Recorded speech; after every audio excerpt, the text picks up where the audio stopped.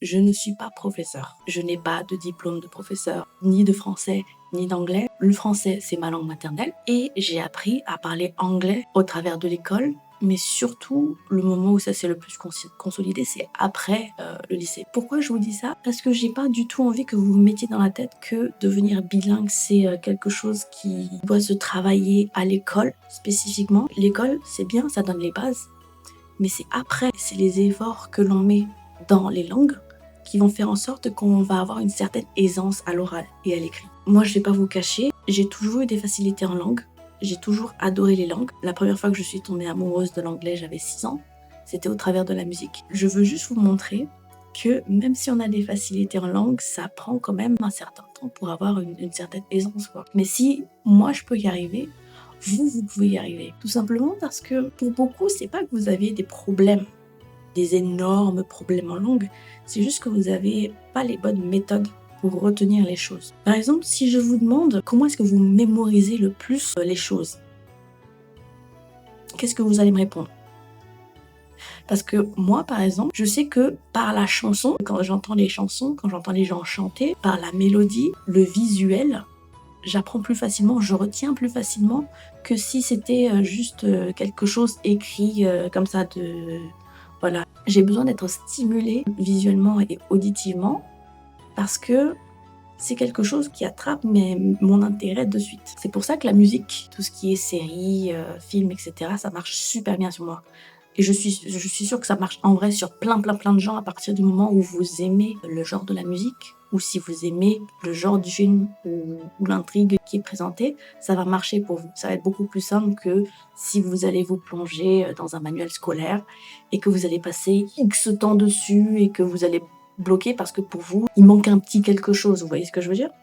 Mais pour d'autres personnes, la façon académique, c'est-à-dire avec les manuels scolaires, ça va très bien marcher. C'est pas ce genre de personnes-là que je veux atteindre avec mes contenus, que ce soit les shorts ou les vidéos longues.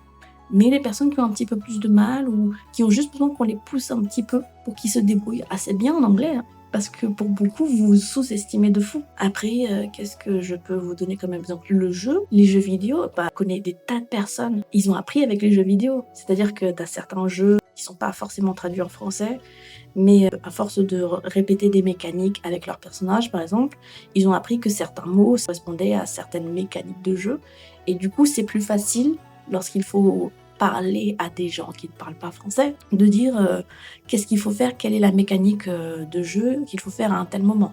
Bon, ça c'est pour les personnes qui jouent aux jeux vidéo, et j'en fais partie. À partir du moment où vous trouvez quelle est la façon dont vous retenez le plus et que vous alliez vos intérêts là-dedans, pour beaucoup, je suis sûre que vous voulez avoir plus d'opportunités professionnelles à l'étranger, etc. Et donc ça doit être un nouveau moteur. Mais là, pareil, ça ne marchera pas si à la base vous n'avez aucun intérêt pour la langue. C'est pour ça que je vous dis, c'est important de vous focaliser dessus d'abord et ensuite d'essayer de bâtir une petite conversation et d'ajouter du vocabulaire. Donc, regardez des documentaires, des interviews, des hobbies qui sont chers à votre cœur et faire à partir de là. Moi, si vous voulez, à un moment, je pense que dans les prochains mois, j'aurai assez avancé dans ce que je veux faire comme contenu pour pouvoir vous proposer des lives bilingues.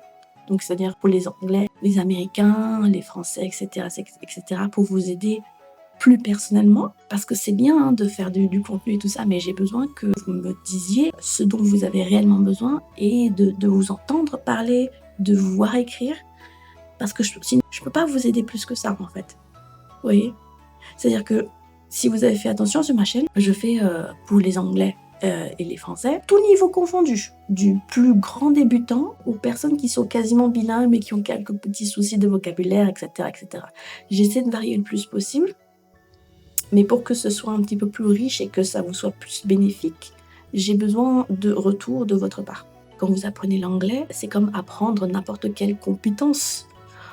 Personne n'est excellent du premier coup, ça prend un petit peu de temps. C'est en forgeant qu'on devient forgeron.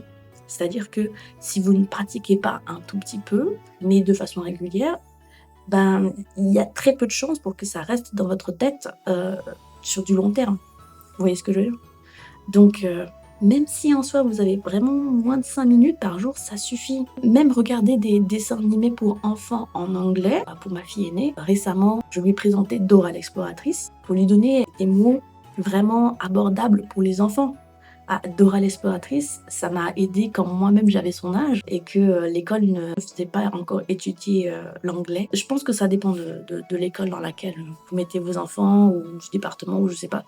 Mais en tout cas, moi j'ai appris un petit peu l'anglais vers l'âge de 4 ans, mais en changeant énormément d'école, j'ai pu voir que selon où tu vas, des fois ils te disent d'apprendre l'anglais beaucoup plus tard. Genre j'ai été dans une école où les élèves n'ont pas pu apprendre l'anglais avant l'âge de 9 ans. Alors que moi j'avais déjà pas mal d'années d'avance. Et du coup, moi je m'embêtais un peu en classe. Dora, même si c'est vieux, c'est toujours très bon pour les enfants parce que c'est coloré, il y a des chansons, il y a du vocabulaire. Et à force de répéter, ça rentre dans la tête. Et du coup, elle est capable de me dire quelques mots en anglais qu'elle n'aurait pas pu apprendre autrement. Moi, au quotidien, je ne parle que français, mais ce que je consomme sur les réseaux, sur YouTube, sur Netflix, etc., c'est en anglais.